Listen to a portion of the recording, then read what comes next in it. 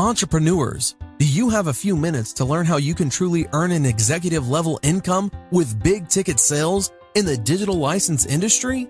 We're talking about 90% commissions on license fees for software, videos, and ebooks in bundles of $250, $500, $1,000, and $2,000.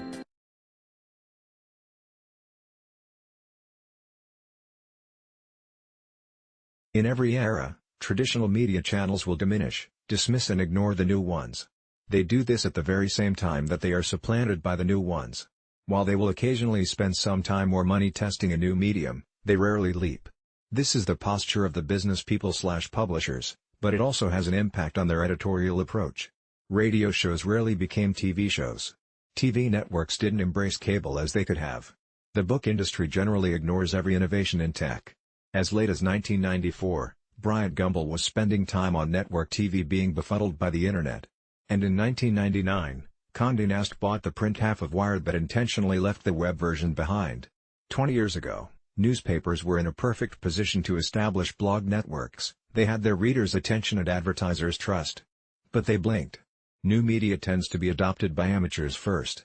And it rarely has a mass audience in the early days, because it's new. But professional content for the masses is precisely what old media stands for. As new media gains traction, the old media doubles down on what they believe to be their value, because they no longer have a monopoly on attention.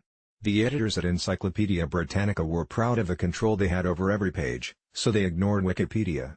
The producers and directors of movies love the gloss of film, so they ignored video games. And the editors of newspapers like their local hegemony, so they fight against distributed content. So the Times publishes a snarky, poorly written takedown of podcasts.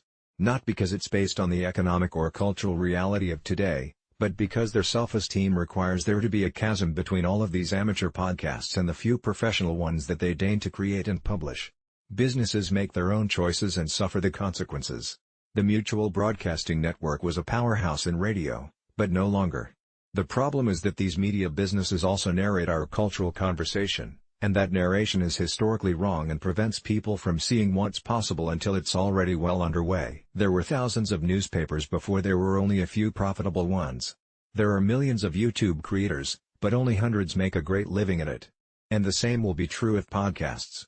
But that doesn't mean you shouldn't start a podcast. You should. Because a podcast is a generous way to share your ideas,